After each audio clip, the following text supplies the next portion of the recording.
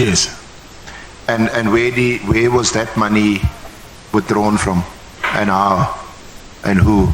Same process from the bank in Pretoria. And it was again your colleague, the director of the company? Yes. Yes. So this time you traveled with 200,000? Yes. And did you drive or fly? I drove. You drove? Yes. Were you alone? No. Who accompanied you? My protectors. Sorry? My protectors. Your protector? Bodyguards. Your bodyguard? Yes. Yeah, okay. So just the two of you? Not two, I think they were 14 or 16, I don't remember. 14 or 16? I don't remember, yeah, because it's 3 security vehicles and 1 VIP car, say, yeah, somewhere. So you were like in a convoy? Come again? You were like in a convoy with several cars and some 14, 16 VIP 14. protectors. I'll say between 12 and 14, yeah. And this only to transport 200,000, or what was the reason why you had such a big entourage or convoy? No, it was not for that. So, sorry, Mr. Matlala. I'm saying that I always travel with my protectors most of the times. So it's not because that day I had 200,000. What would be the other reason or reasons why you would have so much personal protection around you? I'm a businessman, so I don't want to, there's a lot of crime that is happening out there, so I don't want to be a victim of it. But if you're a businessman, you've been awarded a big contract at that time, not yet cancelled. You've had the 2 raids. You say that the former minister had at least assisted you in calling off the police. They were no longer harassing you, coming to you. Your firearms were returned. So what other reason could there be for you to have so much security around you? I've been having security for a very long time, and I'm in the security business. There's maybe various reasons, but the main one is my safety. But besides that, also it will be for, I'll say, something like marketing to see how my business operates.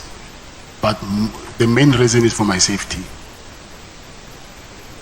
But would you agree that you now also further put yourself at further risk by traveling in a convoy with 200,000 rand? It's still a lot of money, and in cash. Risk how? Well, but driving in cash, and there may be some inside people would say, you know, he's got a lot of money. He's driving with a lot of money, and you know, am I audible? No, my mic is on. Can you hear me now? Yes, I can hear you. Sorry.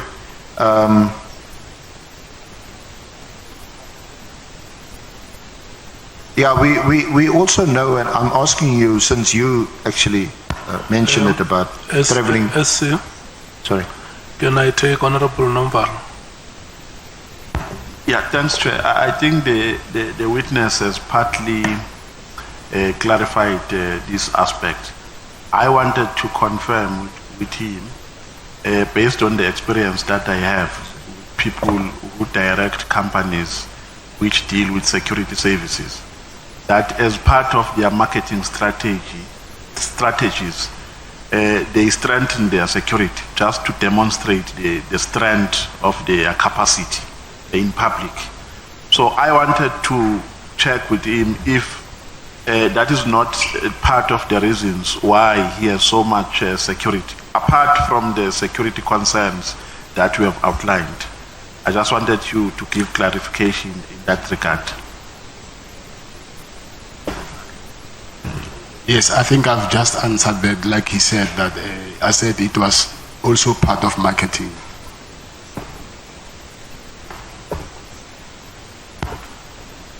I'm satisfied, Chair. You can carry on. Honorable Skosan.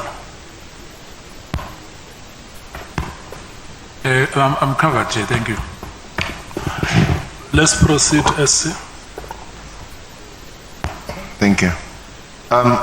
Mr. Matlada, we know that from your evidence that your company had for some 3 years or so provided personal protection to the late Mr. Msibi. You provided him with personal protection. Yes. But aside from that, we haven't heard from you that you provided personal protection to any other high-profile person or person involved in high business that would have required your company's personal protection. So we now hear from you that you yourself required this huge amount of personal protection. And if I recall, you saying that this was this for marketing purposes? Yes. Can you explain what you mean by that? How would you Marketing. how would you market it? Marketing meaning to demonstrate to potential clients. By driving in a big convoy over entourage from from Pretoria to Durban. Yes. So isn't that putting yourself at personal risk even more? Because now you've got some 200,000 rand in cash in whether it's your vehicle or one of the other vehicles. Where was the 200,000 being kept? Inside the vehicle, yes. Sorry? Inside my car. In your car? Yes. Isn't this a really peculiar way of marketing your VIP protection services? No. I mean, they're quite standard ways of marketing your services. I'm not saying or that was advertising them. I'm not saying that was the only marketing strategy that we were using. I'm saying it was one of them.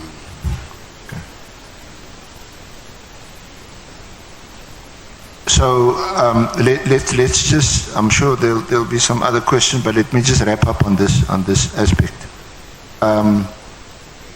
So we've discussed the two occasions on which you handed 300,000 and 200,000 respectively to former Minister Kele in your favorite Woolies bag, once in your apartment in Pretoria, and the second occasion at the Beverly Hills Hotel in Durban.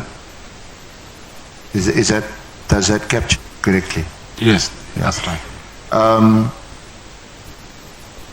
And on both occasions, because you had resigned as the director of the company, the other person that you mentioned, your sister, your sister, Yeah. Claudette.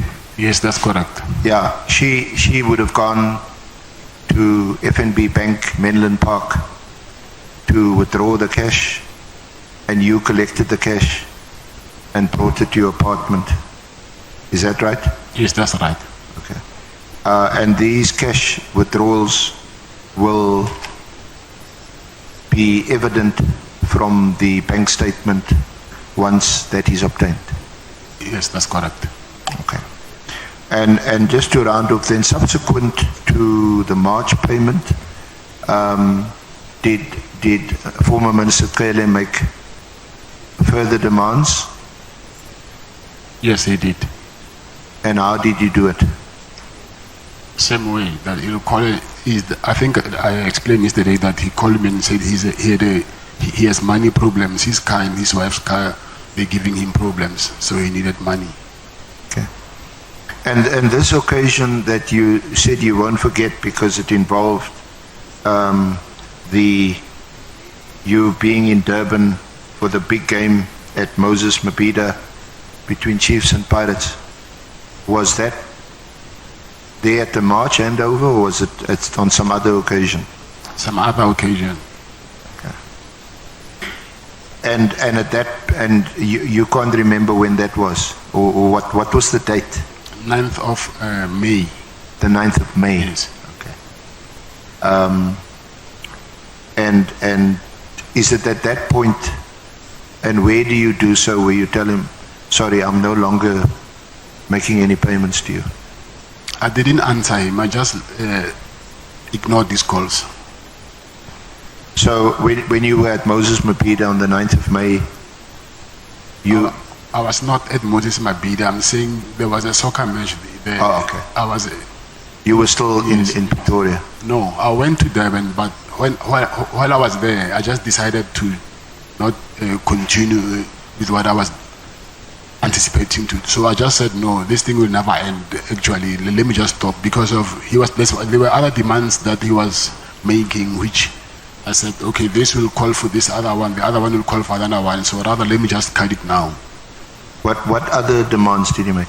It's something which also I just remembered, but I don't know if I should share, because you'll ask that why I didn't discuss it with you before.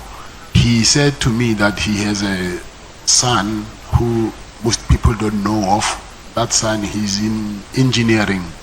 So that son, he was supposed to send me invoices, and then I was supposed to pay to his son's account.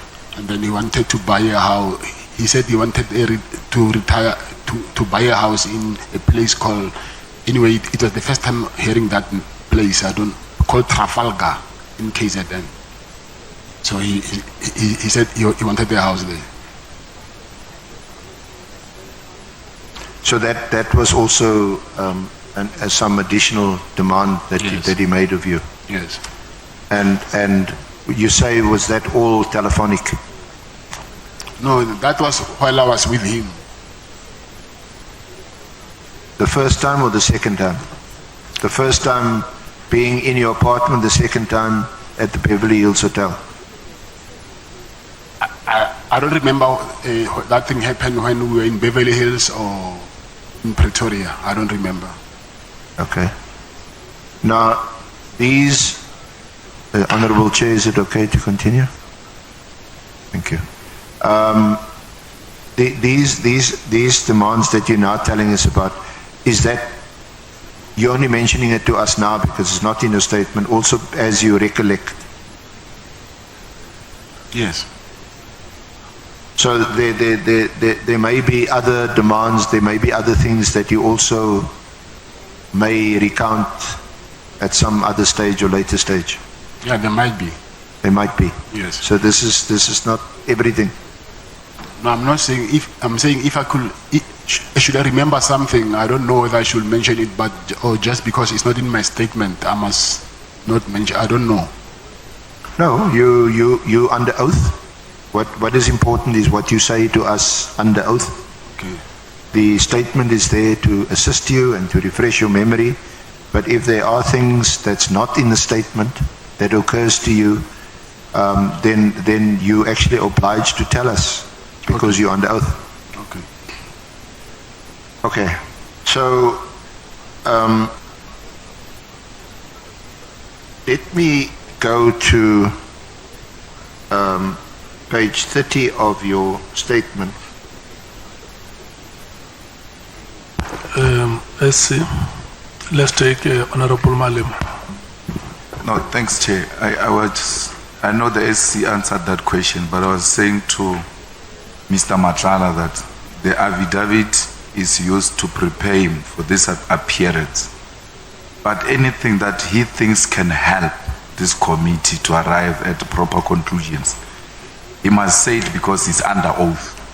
And no one will say, why didn't you put it, or accuse him of not putting it in the statement. The statement is just to prepare you. And whatever you remember that is going to be useful to this committee, say it freely because you're under oath. So both the statement and your verbal evidence are relevant to these proceedings. Thanks. Okay, thank you. SC, may we proceed?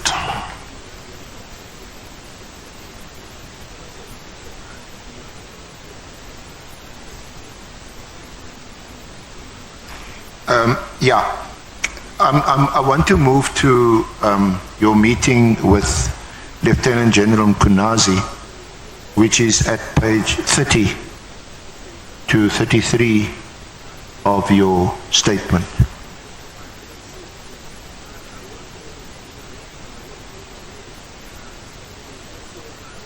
Have you got it? Yes, sir.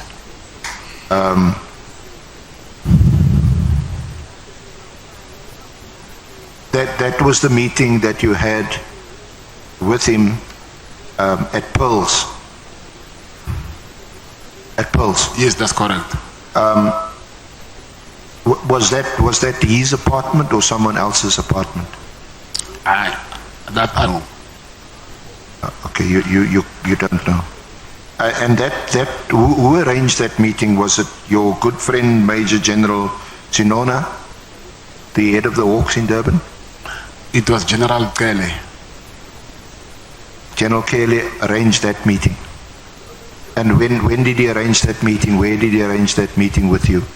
Was it when he saw you in person, or was it done telephonically, or what's up? Yes, we spoke on the phone, and then he said he will arrange, because the first time that we were supposed to meet him, he didn't come. He said he's going. Mr. Kele told me that he said he has to meet with the Zulu King. Then he made a follow-up meeting, and then that's when he told me that he's fine. He said you can come. And when you met General Mkunazi, was General Sinona with you? Yes. And you say that Sinona is an old friend of yours? He is. That's a big brother. What was the reason why General Sinona was also... Did General Sinona accompany you to the meeting, or was General Sinona there when you met General Mkunazi at Pearls? Yes, he actually came to fetch me. I was at the hotel next to Beverly Hills at the Oyster Box. He came there to fetch me, and then I remember I was driving a white Polo, a VW Polo.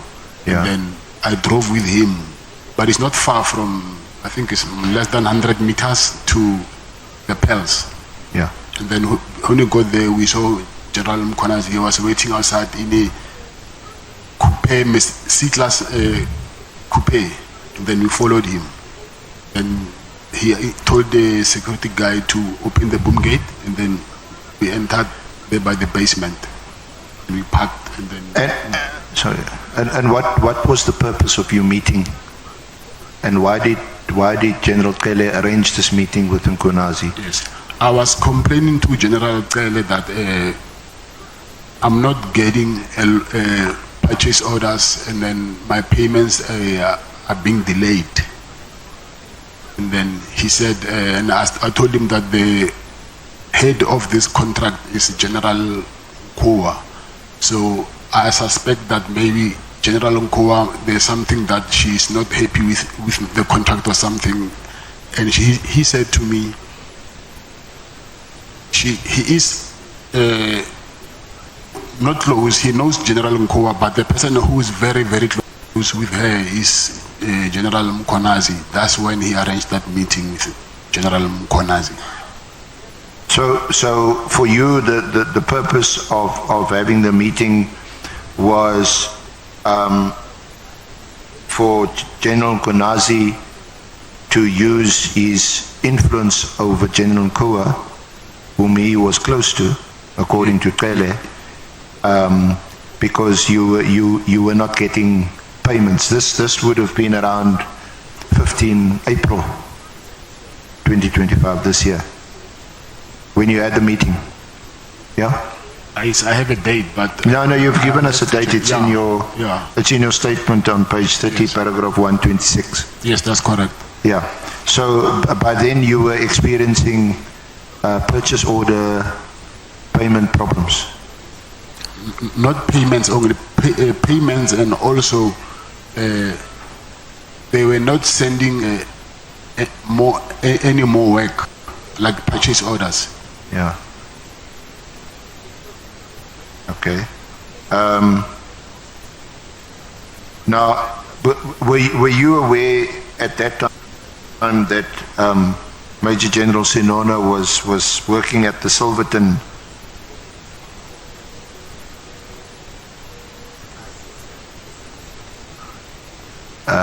SAPS as the head of investigation at that time? In Silverton? Yes. Silverton or KZN? Yes. You mean General Senona? No, yeah, Sinona, yes. I don't think in Silverton. You weren't aware?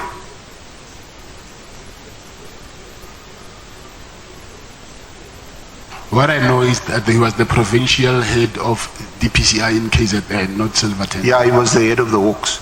But General Sinona had previously been stationed at Silverton. I don't know that. You're not aware of that?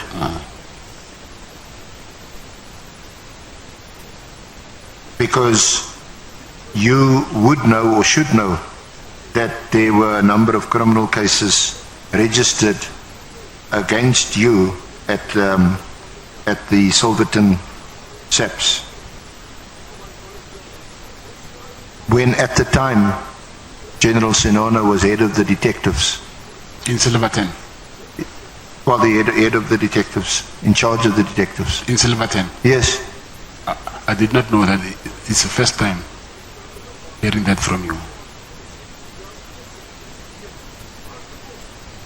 So, this meeting, did it assist you in smoothing things over with General Mkoa? No, it didn't. Instead, you say in your statement that General Kunazi told you about Mkoa, that she was close to Metropolitan, is it? Yes, that's correct. And from your statement on page 31 onwards, he is telling you that General Koa is not straight, got a house in Pretoria East. Is that what you recorded in your statement? Yes, one of the houses. Yeah. So what did you make of it? What did I make of What did you make of it? You're now coming to see him at the instance of General Kele. You're coming to see Nkwenazi to assist you with what appears to be some delay, hold up, whatever it might be, with your contract, and that you're not getting paid. Instead, he's telling you about the head of HR, who is now seemingly involved in some other corrupt relationship. What did you make of that? No, when I left, he said to me that he will try and speak with her. So I left hoping that I'll get a call and he will tell me that, okay, after resolve this thing, she will continue to give you purchase orders. Yeah. And then you said at paragraph 130, Lieutenant General Konasi provided me with the address of her latest purchase, which was a house in Pretoria East. The message I got was clear. If I wanted my contract to proceed smoothly, I would need to work with her and give her money, or my contract would be terminated. He was indicating that police officers, even generals, could afford these things because they collaborated with service providers like myself. Yes, that's correct.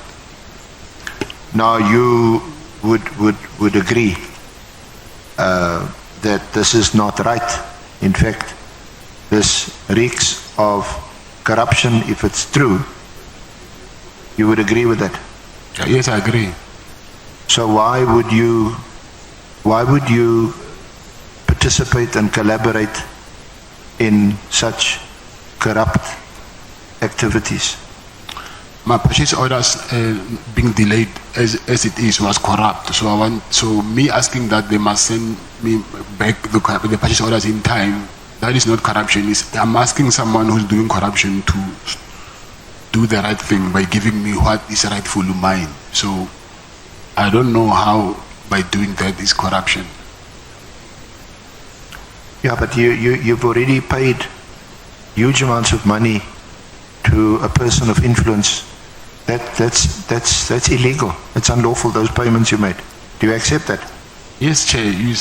I'm here because you're asking me to be honest. So Yes. Now we appreciate it, I to do be not want honest. to lie to you now. I'm telling you what really happened. And I'm asking you, you know that this is not right. Whatever they may be doing, these generals accepting money, buying property, living beyond their means, you know that that's not right.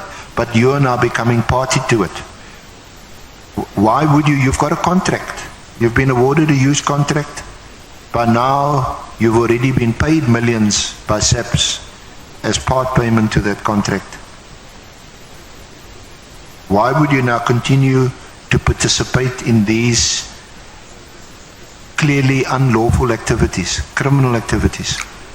Jay, I've got letters here that I will share with you that I tried everything, every avenue to ask why am I being delayed to get purchase orders. They didn't get any answer. So that's why I ended up going directly to her to get answers. Because I've got letters here that I don't think you've got these attachments, but we'll share them with you. Yeah. That I've been sending letters demanding that why am I not being paid? Why am I not getting any work anymore?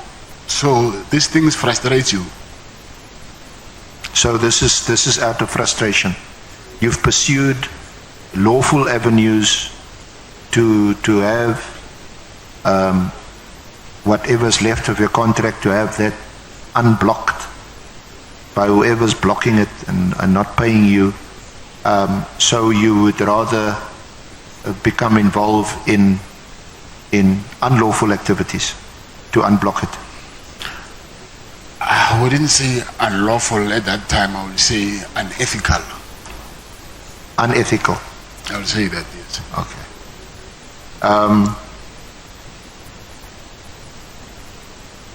So we can accept that there's some of these generals who have been involved in illegal, unlawful, or as you put it, unethical activities. I'm saying from my side, From your side. asking them to start sending me purchase orders instead of going through the right channels. It was unethical of me asking them to send to start sending me purchase orders. Honorable James. Thank you, Chair. Just for clarity, General Lanier Kua, was she the Divisional Commissioner for Human Resource? Yes, that's correct. She's basically the end user in all of this. Yes, that's correct. She was basically handling the previous tender with Metropolitan.